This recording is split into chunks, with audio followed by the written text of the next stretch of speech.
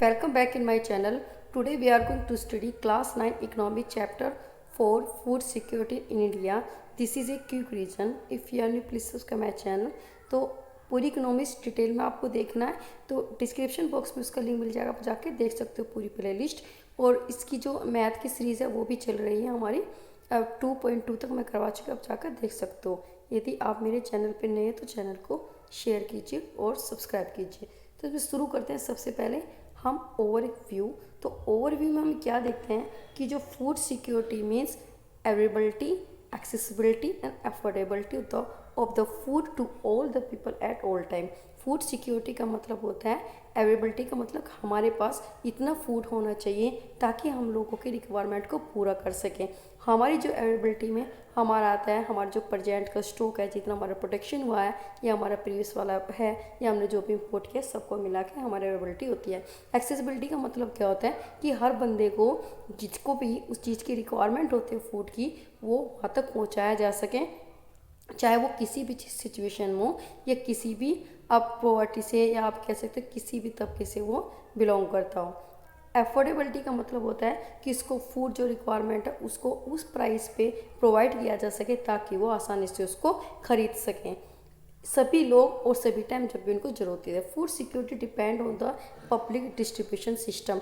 जो भी हमारी फूड सिक्योरिटी पूरी तरह से निर्भर कह सकते हैं कि हमारा पब्लिक डिस्ट्रीब्यूशन सिस्टम क्या है, कि किस तरह से है, जो भी हमारे पास स्टॉक है हम किस तरह से उसको बांटें ताकि लोगों को उसकी रिक्वायरमेंट्स को कंप्लीट हो सकें। एंड द गवर्नमेंट विजिलेंसेस, और किस तरह से हमारी जो गवर्नमेंट है वो किस तरह से उसकी देख रेख करती है, किस तरह से उसको बना के रखती है, किस तरह से उसको स्टोर करके रखती है। तो वो उसकी निगरानी में होना चाहिए और ठीक तरह से सिस्टम होने चाहिए। यदि किसी स्टेट में आपको लग रहा है कि फूड काफ़ी कम पड़ा है तो दूसरे स्टेटों पर जहाँ पे सरप्लस प्रोडक्शन हुआ है, जैसे हमारा पंजाब वगैरह आप देख सकते हो, या हमारा इधर वेस्ट यूपी है तो उसमें सबसे ज़्यादा प्रोडक्शन होता है गेहूँ का, अपराइस का, तो वहाँ से इंपोर्ट कर सकते हैं दूसरी तरह की जो रिक्वायरमेंट्स है वो भी। तो ये विजिलेंस होना चाहिए, ठीक तरह से निगरानी होनी चाहिए। Action at the time when the this securities 300, और एक्शन लेना चाहिए जब भी कोई शॉर्टेज होती है किसी भी स्टेट में फूड की, तो उसको किसी तरह भी कंप्लीट करना चाहिए ताकि अपने लोगों को उस चीज़ की कमी महसूस ना हो। फिर इसमें आगे देखते हैं हम व्हाट इज़ फूड सिक्योरिटी, क्या होता है फूड सिक्योरिटी। तो इसमें क्या आता है, फूड सिक्योरिटी हैज़, तो आप कह सकते हो इसमें कि जो फूड सिक्योरिटी है द फ्लोइंग डायमेंशन, ये इतने तरह के डायमेंशन रखता है, विस्तार रखता है। जैसे availability of the food means food production with in the country, food import and the previous year the store in government कैनरीज। इसका मतलब क्या होता है, अवेलेबिलिटी का मतलब जो हमारे पास उपलब्ध है या हमारे पास जो भी पर्याप्त है। इसका मतलब वो फूड है कि जितना हमारा प्रोडक्शन हुआ हमारे देश में, हमारी कंट्री में, कितना फूड हमने इंपोर्ट किया, दूसरे देशों से कंट्री से आयात किया, ये जो भी प्रीवियस ईयर का जो स्टॉक हमारा अनसोल्ड रह गया है, जो अभी बिका नहीं है, जो भी गवर्नमेंट कैनरीज में, सारा वो हमारे इसमें अवेलेबिलिटी में आता है। दूसरा आता है हमारा एक्सेसिबिलिटी। एक्सेसिबिलिटी का मतलब होता है food in with in reach of the every person, मतलब जो भी फूड होता है वो हर व्यक्ति की पहुंच तक होना चाहिए, चाहे वो किसी भी एरिया में रहो, किसी भी, चाहे वो गरीब हो, चाहे वो अमीर हो, चाहे वो किसी रिमोट एरिया में रह रहा हो या किसी आपदा में फंसा हो, वहाँ पे उसको वो एक्सेसिबिलिटी होनी चाहिए। अफोर्डेबिलिटी का मतलब होता है imply that individual had the enough the money to buy the sufficient safe nutritions food to meet the ones dietary needs. Affordability का मतलब क्या होता है कि प्रत्येक जो व्यक्ति होता है उसके पास इतनी इनकम होनी चाहिए, इतनी सफिशेंट मनी होनी चाहिए ताकि वो उसको खरीद सके। सेफ और जो एक साफ़ सुथरा आप खाना और जो न्यूट्रिशंस है या हमारे जो पोषक तत्व से परिपूर्ण होना चाहिए, जो उसकी डाइटरी नीड या जो उसकी डेली रिक्वायरमेंट के अकॉर्डिंग उसको ज़रूरत होती है वो उस तक पहुंचनी चाहिए और उस तक वो क्या करने अफोर्ड कर सके, तो इतनी उसको रिक्वायरमेंट होनी चाहिए। Food security is ensure in a country only if the enough the food is available for all the person. Food security तभी हम ठीक तरह से कह सकते हैं किसी भी देश के लिए यदि पर्याप्त मात्रा में हमारे पास खाना हो और सभी लोगों तक हम उसको पहुंचाया जा सके। All the person have the capacity to buy the food to acceptable qualities, और जो प्रत्येक व्यक्ति होता है उसके पास इतनी कैपेसिटी होनी चाहिए ताकि वो खाने को खरीद सके जो भी उसके एक्सेप्टेबल, मतलब जितनी भी क्वालिटी में, जितनी भी अच्छी तरह से, जितनी भी रिक्वायरमेंट के अकॉर्डिंग हो तो उसको आसानी से खरीद सके।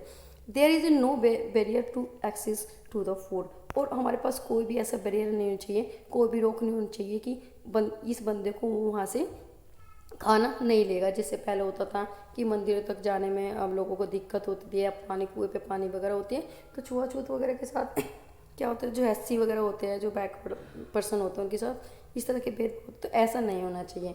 तभी हम ठीक तरह से कहते हैं कि ये हमारा फूड सिक्योरिटी का मीनिंग होता है। फिर हमारे हैं कि वाई फूड सिक्योरिटी। अब हमने कि क्या होता है, फिर हमें क्यों होती है फूड सिक्योरिटी, हमें फूड सिक्योरिटी की ज़रूरत क्यों पड़ती है। अब आप कह सकते हो इसमें कि आप कह सकते हो कि during the natural calamity such as that protection of the food can get the decrease. मतलब क्या होता है कि जब भी हमारी प्राकृतिक आपदाएं आती है, जैसा हमारा सूखा पड़ना, या हमारी जो आप कह सकते हो कि हमारी जो ग्रेन है, अनाज कम हो गया है, creating a shortage of the food और अफेक्टेड एरिया, जहाँ पर सपोज करो अकाल पड़ा है, सूखा पड़ा है, फैमिली पड़ा है, जैसे बंगाल में हुआ था, तो उस वहाँ पे क्या होना चाहिए, वहाँ पे हमें ज़रूरत होनी चाहिए food security. The price get the increase due to shortage of the food, और जो प्राइस होना चाहिए, जो भी कीमत होनी, ऐसा नहीं है कि जो भी हमारी जो शॉर्टेज होता है ये कम हो जाए खाना, तो उसमें आपका प्राइस इंक्रीज हो जाए। People can not afford the buy the food and it's the such calamity happen in the very the wide spread the area of the scratch over the long time the period. इसका मतलब क्या होता है कि यदि काफ़ी लंबे समय तक आपको खाने की ज़रूरत, किसी भी स्टेट में खाने की कमी पड़ जाती है, तो उससे क्या हो जाते हैं, प्राइस काफ़ी ज़्यादा हो जाते हैं, और उसके कारण लोग बाग उसको खरीद नहीं सकते।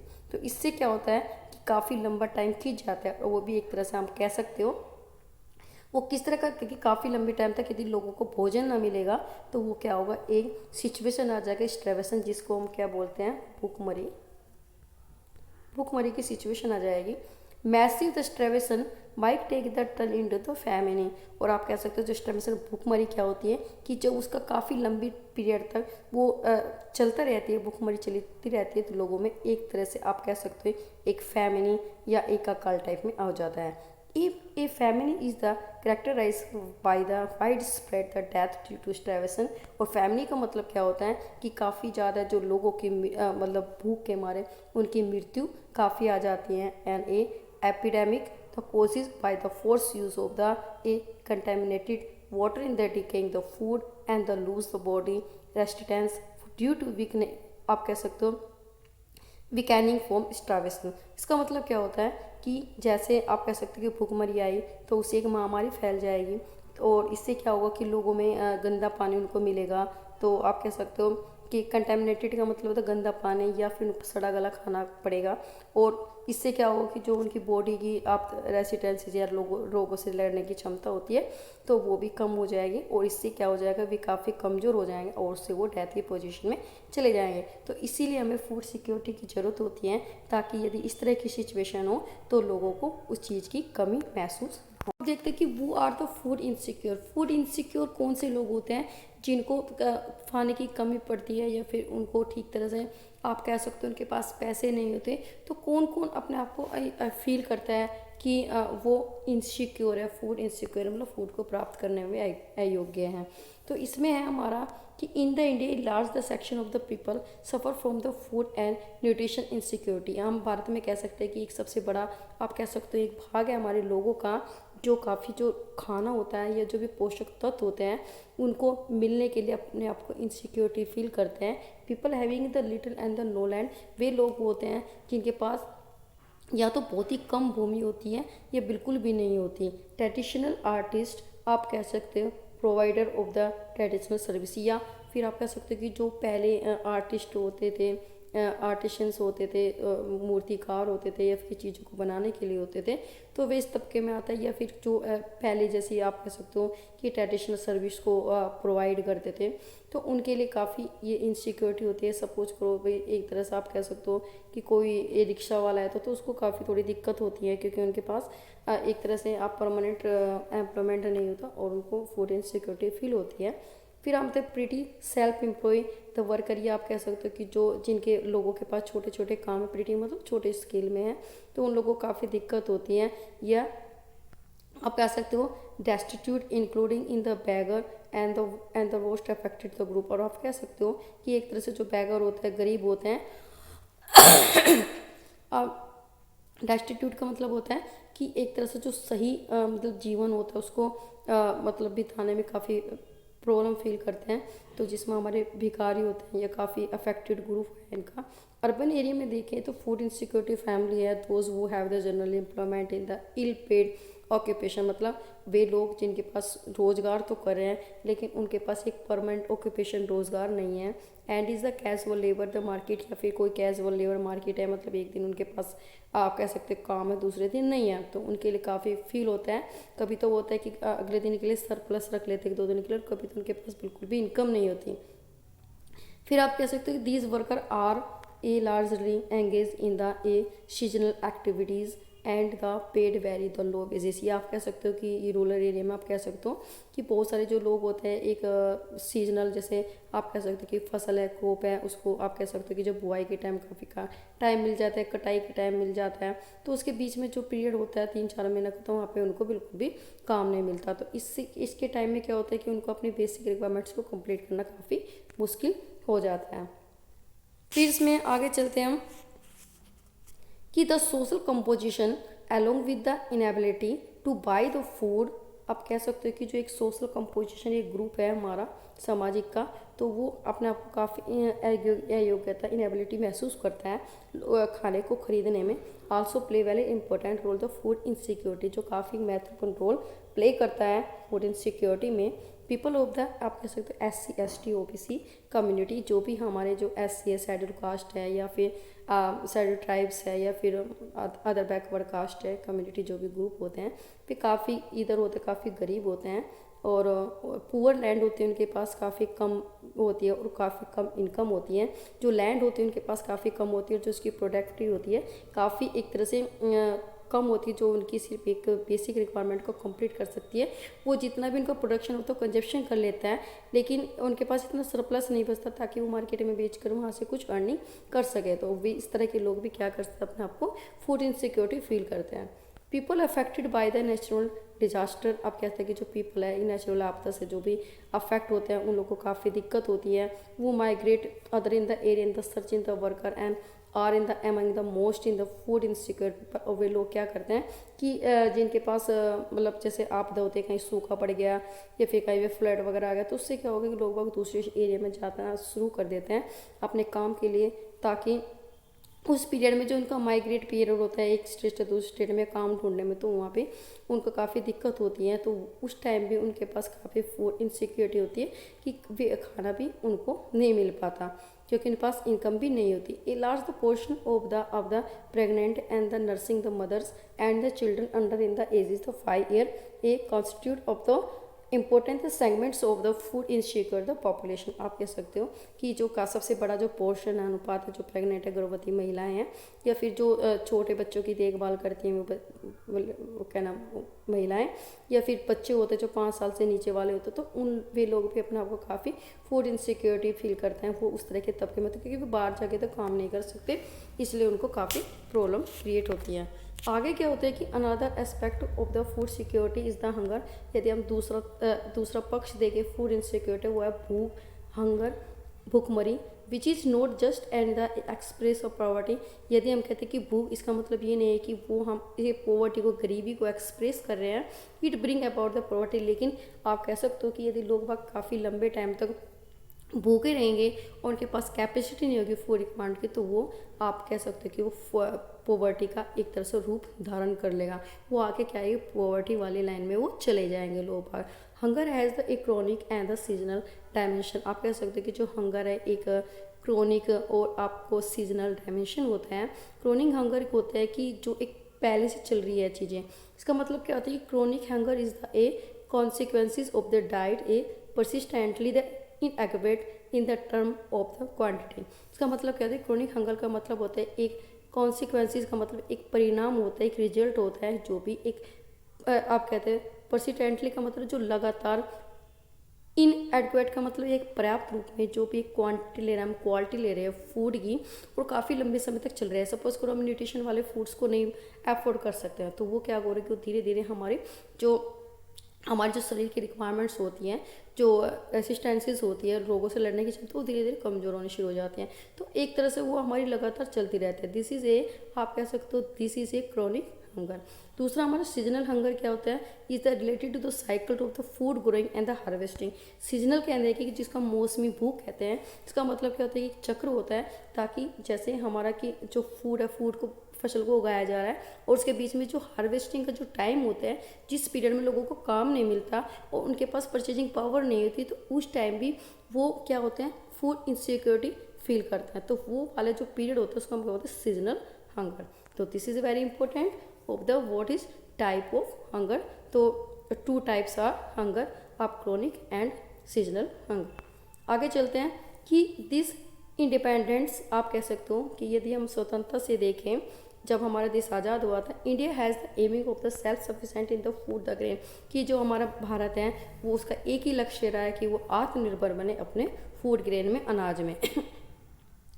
After independences, the India in the policy maker adapted all the measure to activate the self-sufficient of the food grain। और इसके बाद क्या हुआ कि स्वतंत्रता के बाद क्या हुआ कि इंडिया ने वो काफ़ी पॉलिसी बनाई है ताकि वो अडोप्ट कर सके और इस सेल्फ जो सफिशेंट है फूड ग्रेन को, उसको अचीव कर सके।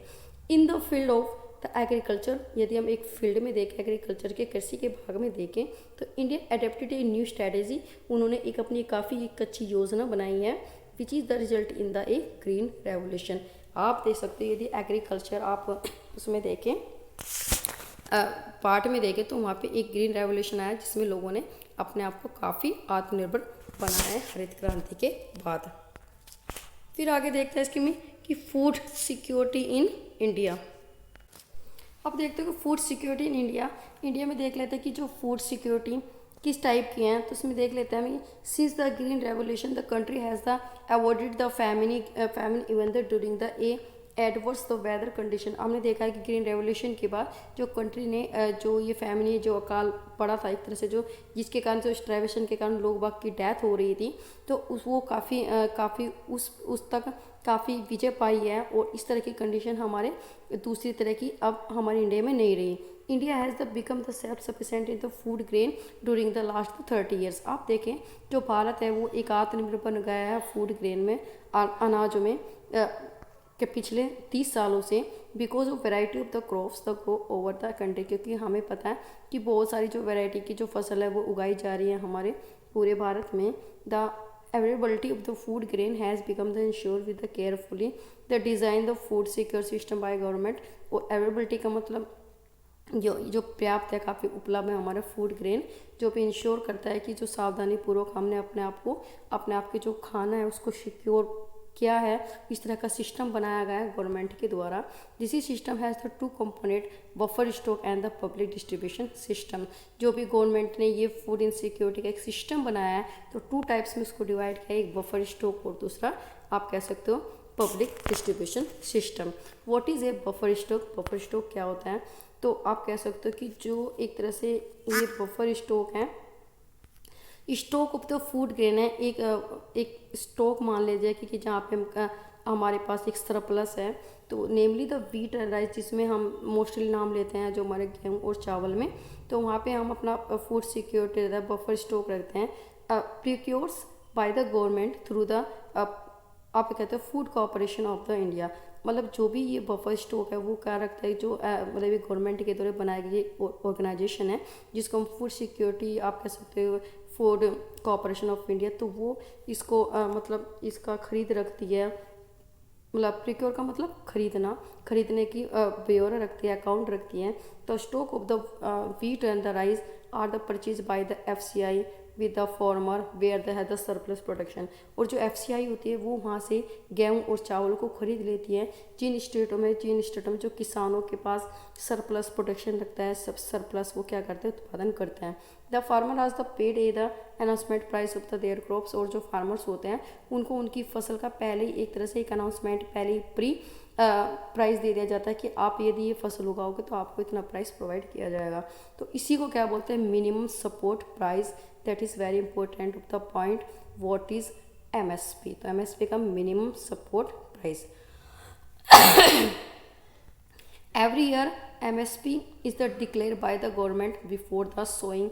The season is the providing the incentives to the farmer for uh, for raising the production of the these crops. ये क्या होता है कि हर साल क्या होता है कि जो गवर्नमेंट डिक्लेयर करती है हमारे कि जो फसल को जो मौसमी जो फसल होती है उनको बोने से पहले, ताकि किसानों को एक प्राइस प्रोवाइड करा देती है कि यदि आप उठाओगे तो आपको इतने इतने पैसे में हम वो खरीद लेंगे, यदि आपको कहीं पे और अच्छा मार्केट में प्राइस मिलता है तो आप जाके हम आपको भी इसको सेल कर सकते हो, लेकिन आपको मिनिमम ये आपको प्राइस मिलेगा अपनी क्रॉप्स का। तो इसलिए वो एक इंसेंटिव्स होते हैं, एक उनको एक पारितोषित किया जाता है, उनको इंक्रीज किया जाता है ताकि वो ज़्यादा से ज़्यादा क्रॉप का प्रोडक्शन करें। फिर हमारा है कि buffer stock is created to distribute the food grain in the deficit area. और बफर स्टॉक का एक मीनिंग ये भी होता है कि हम जो भी हमारे पास अनाज है, फूड ग्रेन है, हम उसको डिस्ट्रीब्यूट्स करें उस एरिया में जहाँ पे डेफिसिट, जहाँ पे हमारे फूड की कमी होती है। Among the in the poor section in the society of the price lower than the market price are known as issue price। तो what is issue price, that is question. तो इसका मतलब क्या होता है कि बफर स्टॉक का मतलब एक तो उन्होंने मतलब एक क्या किया कि खरीदा जो भी फूड ग्रेन को, और उसके बाद जो भी डेफिसिट एरिया जहाँ पे उनको जरूरत होती है उस एरिया में वहाँ पे उसको भेजा। और किन के बीच में भेजा, जो काफ़ी गरीब लोग होते हैं, और उन लोगों को कम से कम प्राइस पे उन्होंने प्रोवाइड किया। जो हमारे सपोज करो उसे हम इशू प्राइस कहते हैं। इसका मतलब क्या होता है, जैसे सपोज करो यदि हमारे जो मार्केट में गेहूं की जो प्राइस है सपोज करो 20 फॉर एग्जांपल 20 रुपये किलो है, तो ये क्या करेगा, जो गवर्नमेंट होती है उनको पीएसपी आप कहते हैं पब्लिक डिस्ट्रीब्यूशन पीडीएस के द्वारा क्या करेगा, उसको 2 रुपये किलो या 5 रुपये किलो तो इस तरह से प्रोवाइड करेगा। तो उसको जो भी हमारा जो प्राइस है मार्केट प्राइस है जो कम पे वो प्रोवाइड करेगा पुअरेस्ट को, तो वही हमारा इशू प्राइस है।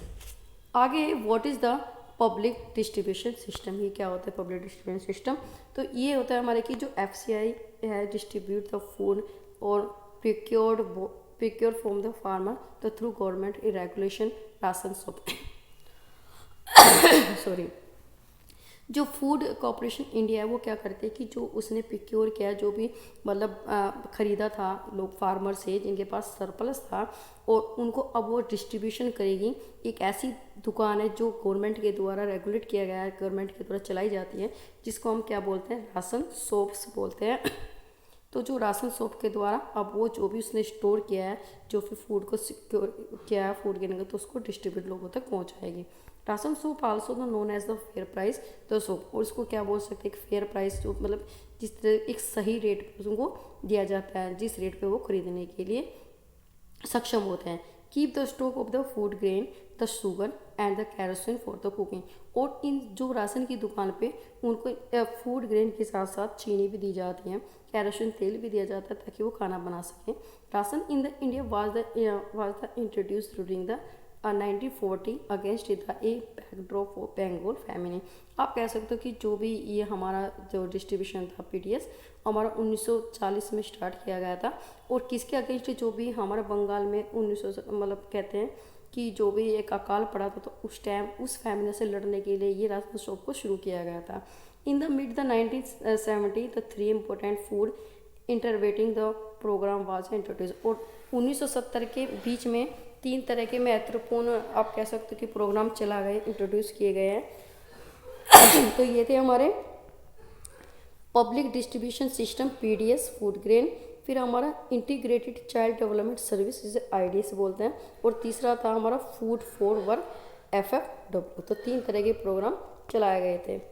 फिर इसमें आया है कि at the present there are the several poverty alleviation, बहुत सारे प्रोग्राम भी चलाए गए हैं जिनको आप कह सकते हो कि जो गरीबी है, गरीबी को हटाने के लिए, जिनको हम पीएपी कहते हैं, mostly in the rural area में, which have the explicit the food component also.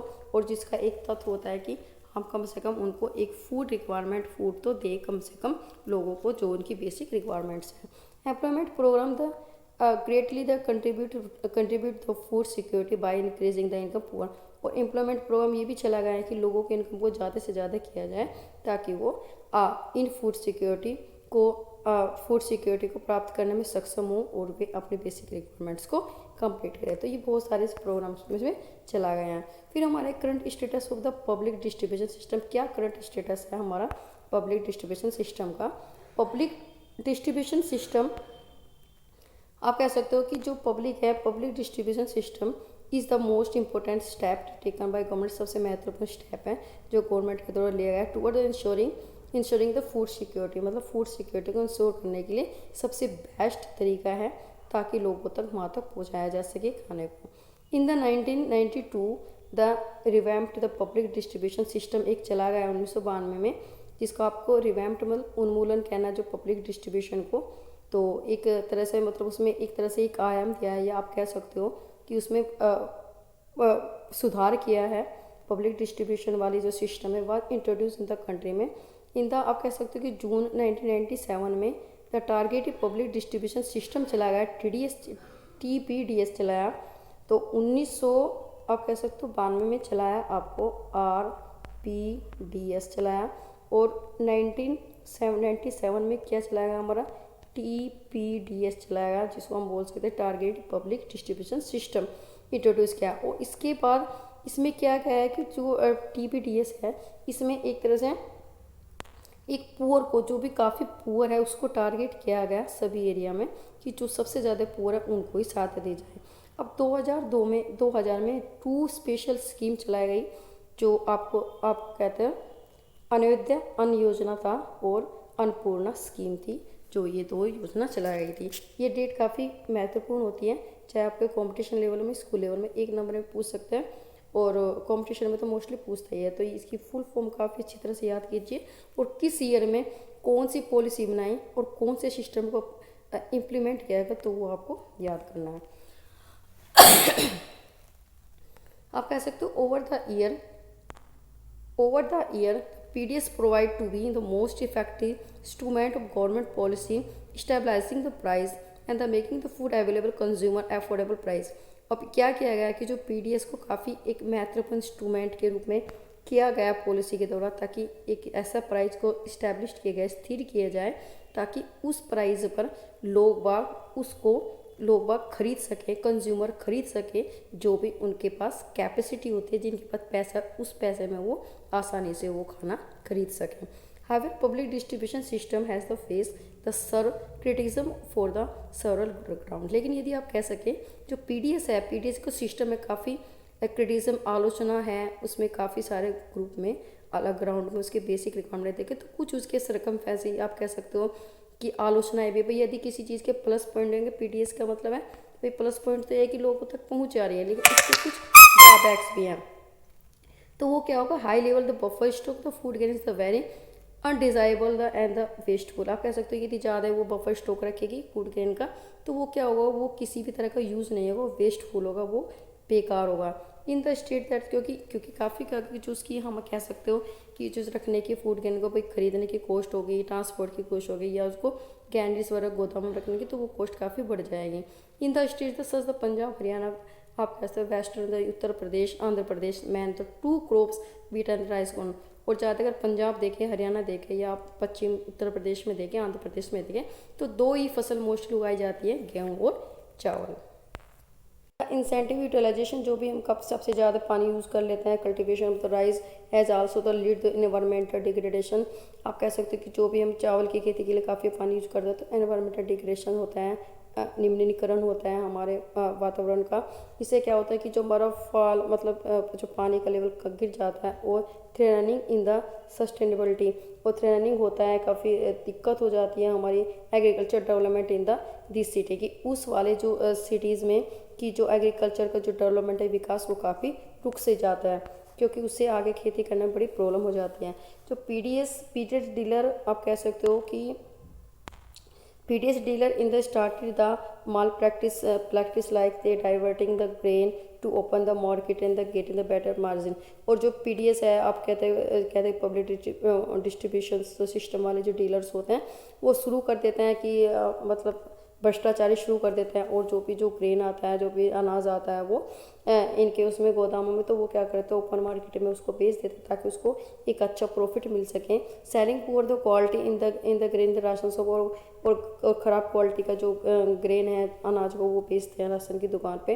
कि regular opening in the shop, और काफ़ी रोज़ नहीं खोलते दुकान को, कई दिनों के गैप में खोलते हैं, In the recent the year there was in another the factor has the lead to decline of the PDS। और अब यदि हम आजकल के आज देखें कुछ सालों से जो अभी के, तो उसमें देख सकते हैं कि वो सारे जो PDS की जो इस तरह की जो सिस्टम है अर्थव्यवस्था काफ़ी अस्त व्यस्त हो रही है, काफ़ी कम हो रही है। 3 type of the card are in the range the price that is you are the today it does not exit. अब क्या होता है कि 3 तरह के कार्ड अब बनाए जाते हैं कि जो पहले तो एक ही जैसा कार्ड होता था तो सभी लोग उससे खरीद लेते थे, लेकिन 3 टाइप के बने हैं। तो आप तेरे TPDS, तो 3 डिफरेंट प्राइस होते हैं एनी फैमिली के about the poverty line and the very in the little the discount restaurant. जो भी पॉवर्टी लाइन, भाई एक तो आप कहते हैं पॉवर्टी लाइन वाले जो BPL वाले लोग होते हैं, APL वाले होते हैं, जो BPL वाले लोगों को तो उसी तरह के प्राइस में मिलता है, मतलब कम रेट में मिलता है, लेकिन APL को प्राइस जो मार्केट प्राइस होता है उसी के अकाउंट में फूड के प्रोवाइड किया जाता है। तो so the little incentive for the them to buy them to ration shop. इसलिए जो APL वाले होते हैं, कहते हैं अबाउ द पॉवर्टी लाइन वाले, उनको कोई भी इंसेंटिव्स नहीं होती, उनको तो सेम रेट पे जो ऊपर मार्केट में रेट होता है उसी पे उनको मिलता है, चाहे वो राशन की दुकान से ले चाहे वो कहीं से ले। अब role of cooperative in the food security में क्या रोल होता है इसका, कोऑपरेटिव सोसाइटीज़ का। तो इन द इंडिया तो इन the India cooperative are also the playing important role in the food security, especially the southern and the western the part of country। आप देखें कि यदि हम वेस्टर्न पश्चिमी पार्ट या साउथ वाला पार्ट देखें तो काफ़ी जो कोऑपरेटिव वाले काफ़ी महत्वपूर्ण रोल प्ले करती है। Cooperative the society set up the shop to sell the low price good to the poor people. और जो ये सोसाइटीज़ क्या होती है, बहुत सारी शॉप को इस्टेब्लिश करती है, खोल कर रखती है, ताकि वो कम से कम कीमत पर लोगों को, जो गरीब लोगों को चीज़ें प्रोवाइड कर सकें। Some of the example cooperative society are Mother Dairy in the Delhi. यदि मदर डेयरी में देखें, आप दिल्ली में देखें तो वो काफ़ी कम रेट पे लोगों को प्रोवाइड करती है चीज़ें। अमूल फ्रॉम द गुजरात, अमूल है एक दूध की वो कंपनी, तो आप कह सकते हो कि गुजरात में है, तो वो भी इस तरह की प्रोवाइड करती है। और academy the development the science the ADS in the Maharashtra में देखें तो एक तरह से आप कह सकते हो ग्रेन का आपको बैंक मिलेगा, तो इसने ये ओपन किया है ताकि जिन स्टेटों में सपोज करो कि किसी किसान के पास ज़्यादा है और तो जाकर बैंक में जमा कर दें, जिनके पास है तो वहाँ से ले सके, जैसे हम मनी को लेते हैं। तो इस तरह से कोऑपरेटिव सोसाइटी का काफ़ी महत्वपूर्ण रोल होता है हमारे फूड सिक्योरिटी का। तो हमारी रिवीजन भी पूरी कंप्लीट हो चुकी है 9th क्लास की, 4 चैप्टर तक कोर्स लेसन कंप्लीट। अब हम करेंगे फिर हम मैथ की, उसको कंटिन्यू रखेंगे। आप जाके उस डिस्क्रिप्शन बॉक्स में मिल जाएगा, जाकर देख सकते हैं। तब तक अपना ध्यान रखिए। Thank you for watching and take care.